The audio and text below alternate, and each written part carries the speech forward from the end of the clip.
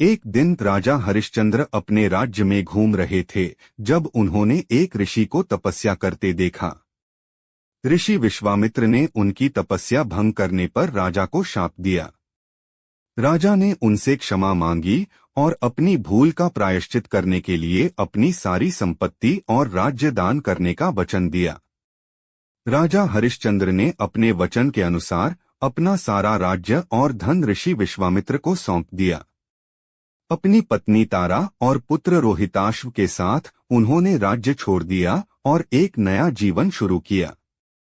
अब उनके पास कुछ भी नहीं बचा था। कठिनाइयों का सामना। हरिश्चंद्र और उनके परिवार ने बहुत कठिनाइयों का सामना किया। एक समय ऐसा आया जब जीविका चलाने के लिए उन्हें काशी के श्मशान घाट पर काम करना पड़ा। राजा हरिश्चंद्र वहां शवों का अंतिम संस्कार कराने का कार्य करने लगे। उन्होंने यह काम भी पूरी निष्ठा और ईमानदारी से किया। उसी समय उनकी पत्नी तारा और पुत्र रोहिताश्व जंगल में जीवन यापन करने लगे। एक दिन एक सांप के काटने से रोहिताश्व की मृत्यु हो गई। तारा अपने पुत्र के शव को लेकर श्मशान घाट पर पहुंची। श्मशान घाट पर हरिश्चंद्र ही ड्यूटी पर थे। अपने ही पुत्र के शव को देखकर उनका हृदय द्रवित हो गया, लेकिन उन्होंने अपने कर्तव्य और सत्य के मार्ग पर डटे रहते हुए अपनी भावनाओं को नियंत्रित किया। तारा ने हरिश्चंद्र से रोहिताश्व के अंतिम संस्कार के लिए मदद मांगी। हरिश्चंद्र ने कहा, मैं यहाँ अपना काम करने के लिए हूँ और मुझे अपने काम का कर्तव्य निभाना है। उन्होंने तारा से अंतिम संस्कार के लिए शुल्क की मांग की। तारा के पास कुछ भी नहीं था, इसलिए उसने अपनी साड़ी का एक हिस्सा शुल्क के रूप में देने का प्रस्ताव रखा। हरिश्चंद्र ने इसे स्वीकार कर लिया और अपने पुत्र का अंतिम संस्कार स्वयं ही किया। उनकी यह सत्यनिष्ठा और कर्तव्यपरायणता देखकर देवता भी प्रभावित हुए। सत्य की विजय।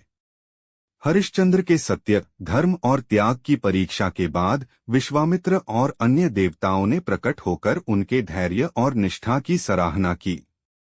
उन्होंने हरिश्चंद्र से कहा, तुमने सत्य और धर्म के मार्ग पर अडिग रहते हुए अपनी सभी कठिनाइयों का सामना किया है।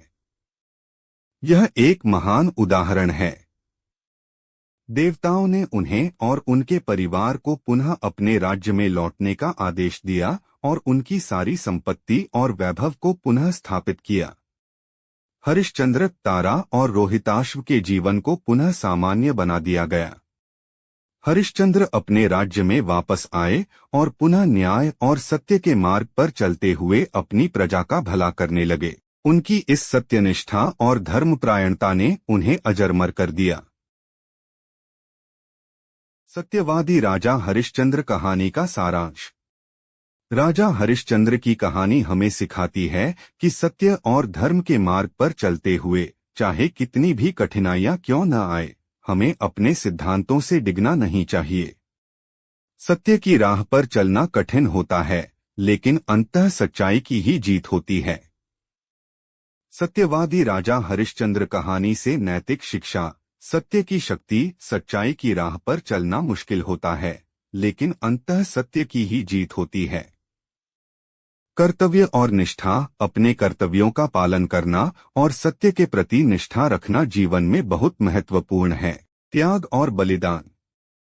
जीवन में महान उपलब्धियां प्राप्त करने के लिए त्याग और बलिदान आवश्यक होते हैं। धैर्य और संकल्प। कठिनाइयों का सामना धैर्य और संकल्प के साथ करना चाहिए। सत्य और धर्म के मार्ग पर चलने से हमें कभी हार नहीं माननी चाहिए। हरिश्चंद्र की यह कहानी हमें जीवन में सच्चाई और धर्म के मार्ग पर चलते हुए कठिनाइयों का सामना करने और अपने सिद्धांतों के प्रति अडिग रहने की प्रेरणा देती है।